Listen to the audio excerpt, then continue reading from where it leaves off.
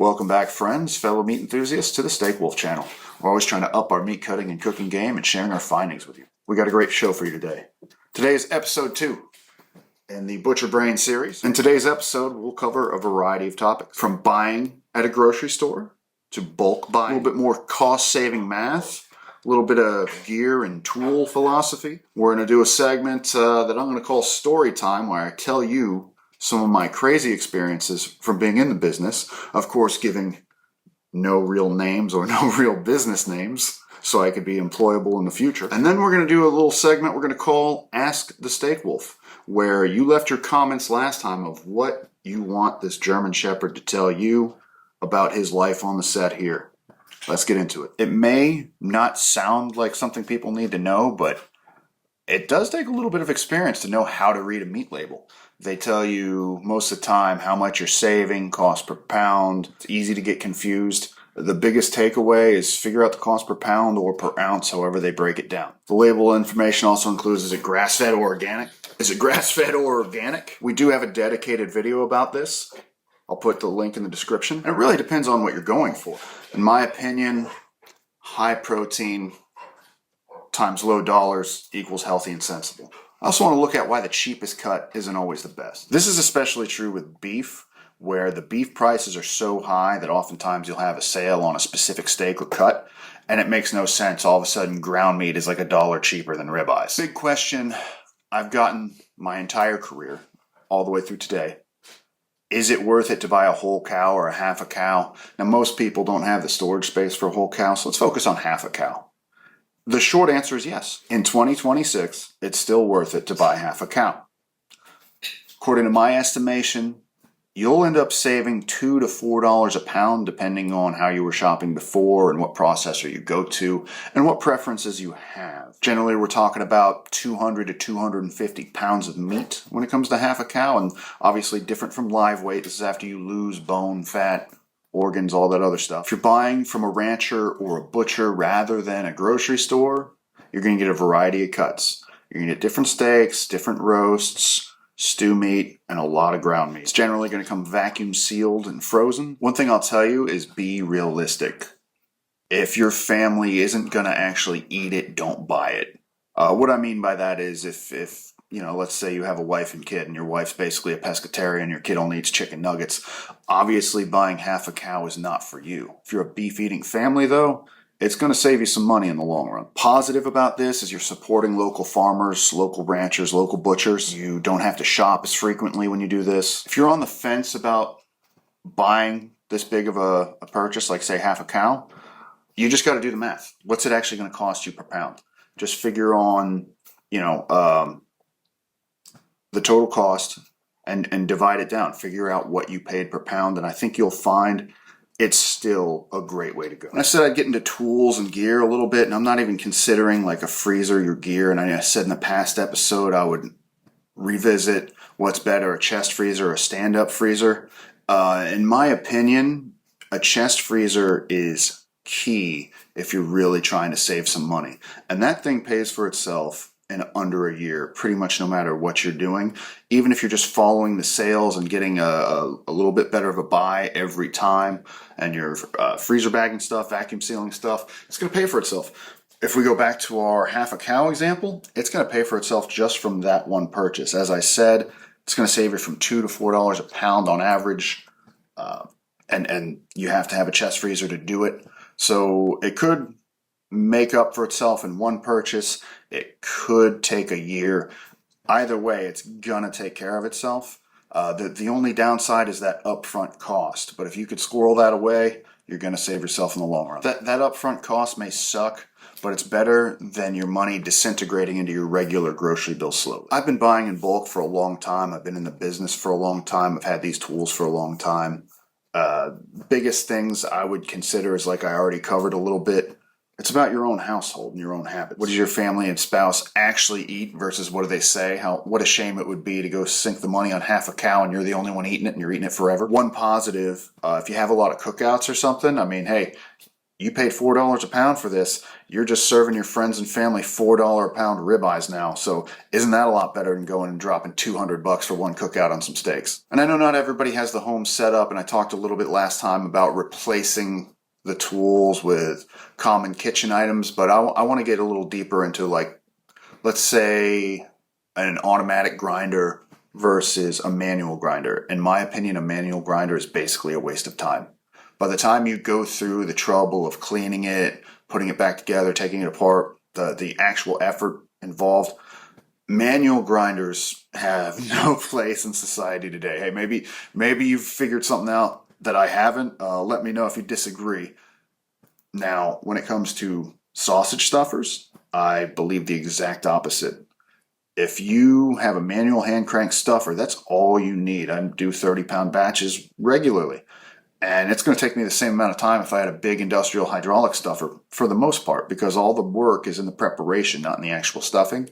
So unless you're really cranking out volume or have a business, there's no need to have a powered stuffer, in my opinion.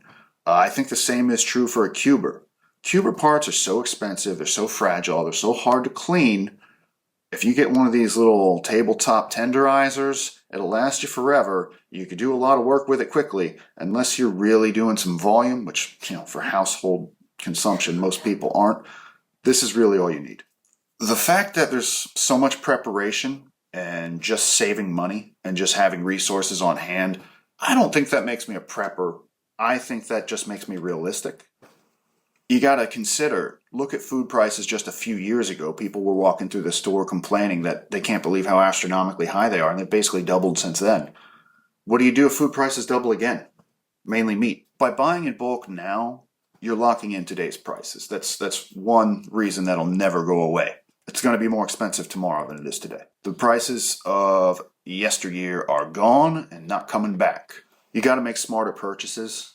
Ground beef and steaks are the most volatile in price. If you buy roasts when they go on sale, buy pork shoulder, Boston butts, buy whole chickens. We've done a video where I show you how to make a whole chicken taste like chicken wings the whole way through. Get smarter with it. Get better at cooking it. Get better at slow cooking the tougher cuts. I'm a big believer of eating everything from the snoot to the tail. So when you buy that half a cow and you get down to, the shank cuts or things that take like time to break down, learn that, and you'll actually enjoy that, and you'll actually have more varied diet than just eating ribeyes every night, which, hey, that's great. But I truly get enjoyment out of getting that odd cut here and there and making a good recipe out of it. Don't get me wrong. I'm not asking you to panic buy. Don't buy something you don't have space for. Don't buy if you're not willing to separate and meal plan properly. Don't buy if you're one person and you're the only one who's eating meat. Don't panic buy. That's the wrong move. I would say plan and budget. That's the most important thing. Here's the part of the video where I get myself in trouble. Here's the part of the video where I give you real live accounts of things that have happened in the business, behind the scenes, over the span of 22 years. Some of them just months ago, some of them decades ago. If you've been in the business, you've seen some crazy things. It may seem mundane, you go to your day-to-day job, but over the course of time, there's quite an arc of stories. And I've had my own business. I worked for small mom and pop shops. I've worked for big companies. I've worked for big processing plants. I've worked for grocery stores. And I've occupied almost every position within those ranks. I never thought I'd be beating rats to death with a stick at the beginning of my shift, just to go in and operate. That was one of the harder, more disgusting things I ever had to do, and this is for a reputable company. This is for a company that is a big headliner, and I was coming in and I was realizing that the cryovac packaging of beef had been chewed through, and I could see the little plastic pieces inside the boxed beef. It was literally a mystery. I literally didn't know what was going on. I was seeing chunks of meat missing. And then one day I come in and I see on a security camera a rat fall through the ceiling and land on one of my associates' shoulders. Luckily, this guy, he was, let's just call him Corn-Fed Fred. he knocked that rat off and he stomped it and he went back to work. He didn't even care. But we had some other people that would have been a major issue, and that's appalling. And during that time period, we passed inspections. We failed nothing. So that goes to show you the whole thing's a little bit of a game. Early on, I processed a lot of wild game. It's a great way to learn to be a butcher, especially if somebody gives you a deer and says grind the whole thing. Because you're learning your way around the bones, you're learning the different cuts, you're learning the different seams, and you can't mess anything up because it's all going in the grinder anyway. So that was a fantastic way to learn. And at this place, it was also pretty unique because we processed everything from emu to buffalo to alligator to a bear a couple of times. And let me tell you, a bear, the density of that thing is insane. I remember picking up a bear arm, and this is with no fur and all that. It's already been gutted and skinned. Was so heavy. It was so impressive. And I remember really putting together the damage one of these things could do if it wanted to and going, I understood what a bear was before, but just feeling the sheer weight of the arm, while it's not even alive, was a learning experience. Gotten a lot of wacky customer requests, like a customer will ask you to grind a fillet for their dog or something. That's kind of silly to me. Like, do you really think your poodle is going to get more excited that it's got ground fillet instead of, cheap ground meat, of any kind? I don't think so. But hey, to each their own. I don't know if any of you are familiar with Steve Rinella's show, Meat Eater. He had an episode once where I believe he talked about his brother stealing meat from somebody's freezer because they knew it had been there 7 years and it was going to go bad. And he decided, or maybe this was from the JRE podcast, I'm not sure, but he decided it was a bigger sin to let the meat sit there and go bad, and believe it was elk meat, rather than steal it. I absolutely love that story. It reminds me of a story I have myself. And this is where, this may be morally reprehensible. I want to remind you, I was a young meat cutter, and I was not in charge, and I was not the decision maker on these things. This is just a witness to things that happened. We had a customer. He would come in, and he would say, "I want you to grind ribeye for me." And my boss would go, yeah, okay, great. I'll just run this ribeye through the grinder. He'd take it out of the meat case. He'd go in back, and instead he'd drop a chuck roast through the grinder. And he'd give it to the guy, and the guy would come back a week later and go, "Best burgers I ever had, man. Same thing, run it back." And we did this on and on and on, and I confronted my boss, and I said, "Isn't that, immoral? Like, shouldn't you get in trouble for this?" And he said, "Hey, the ribeye and the steak is about texture. As soon as you run it through the grinder, you don't have any texture." I tried to explain it to that guy, and he disagreed. He wanted me to grind it anyway. So I went ahead and decided that it's a bigger sin to run a ribeye through the grinder than it is to deceive this guy. Now, agree with that or not, that's something that goes on. I've got a worse example. There was a time where there was people buying veal bratwurst. My boss, a different boss, different story, was just making plain old bratwurst out of pork trimmings, like cheapest you could, like 60 cent a pound pork trimmings at the time. And that's all he was grinding up. And we were making some delicious bratwurst, slapping a label on it that says veal brats. These are things that would get you shut down, obviously. But I'm just telling you how common it is, how crazy the industry really is. And all the while, again, passing every inspection. And I'm not talking about just state inspections, which come in every 6 months. I'm talking about inspections where the USDA has their own office in your plant and they're there every day and you're doing it right under their nose. Yeah, I I didn't plan on this being a confessional, but I do admit it's probably one of the more interesting topics we're going to cover today. There is a customer perception that's off. And I think if you do your best to explain the nuance to a customer and they still don't get it, your job is done. You just fulfill the request. If a customer asks me to grind a ribeye, guess what? I'm grinding the ribeye. I'm not going to play that game. People could do any wacky thing they want. You're paying that price. We've agreed upon it. That's what you want to do. That's what I'm doing. I would have customers who would come in and say, they'd grab a cube steak out of the case and go, "Can you drop it through the tenderizer again?" And I would, just as an exercise for myself, go, "Well, how many times do you want it tenderized?" And because they don't know. How many times has it already been dropped through? Maybe it's on the cusp of ripping apart if I drop it through one more time. It's just a weird customer perception thing. We're taking some ground meat and going, can you grind it again? Well, how many times do you want it ground? Maybe this was ground 2 times. Maybe this was ground 3 times. It really depends on the fineness of the grinder blades too, doesn't it? So they really don't know. They just think they're getting something extra, something better, something custom. That's a lot of it. I find that you just comply and say, yes, sir, yes, ma'am, and you give them exactly what they want while trying to educate them. So those were some wacky stories. I've got endless more. I'm going to leave it there for today. I might include another story time segment in the next episode, but now we're going to get to the, as promised, Ask the Steak Wolf segment. So one of our questions came from a viewer where they asked, is it genuine joy when I ask them to get me a beer? Or is it just trained, or is it an act? What's going on there? So I could tell you, well, you know, let me show you and then I'll give you my opinion. Let's go get a beer. Yep, beer fridge is outside. Beer fridge is outside, let's go. Good boy, good boy. We used to have him, yeah, good boy, good boy. We used to have him actually retrieve the beer, but after enough shatters and damages, we stopped that. Oh, back to our chest freezer. Yeah, there you go. It's very important. Chest freezer is a must-have. It's a fair question.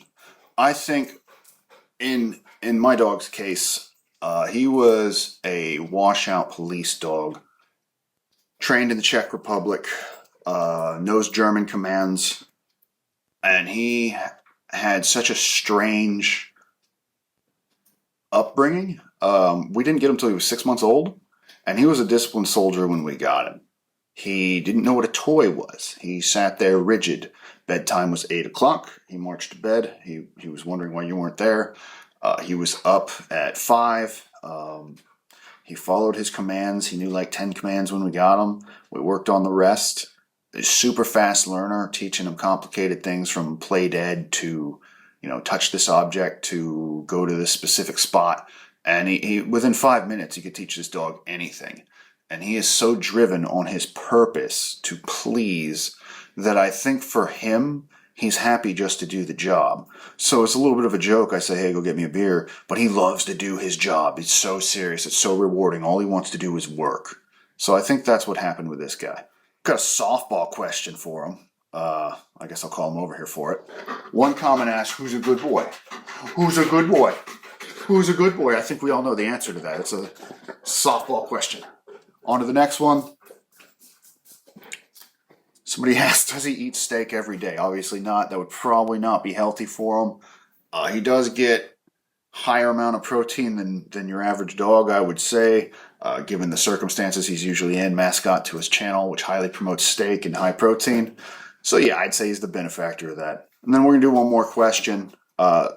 Somebody asked, what is the Steak Wolf's favorite type of cheese? Let's run an experiment. What is the Steak Wolf's favorite type of cheese?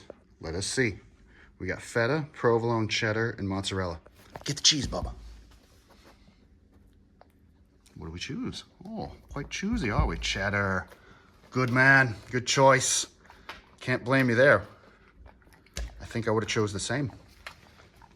Oh, then the provolone. Okay, so far, I agree. Cheddar best, provolone second. Still leaving behind the feta and mozzarella. Mozzarella third, and the feta coming in last. Good question. That's a good boy. Look at all the crumbs. This guy doesn't even clean up after himself. We'll have to bring in his little sister for that. Well, I hope you guys found this video both entertaining and informative. We're going to do another episode. I'm going to try to keep it up on a weekly basis until the series is concluded, and then we'll be on to the next series. Please think of some more questions you have for the Steak Wolf, and if we get enough questions, we'll include that segment in the next episode as well. Thanks a lot for watching, guys. Don't forget, plant-based meat is poison.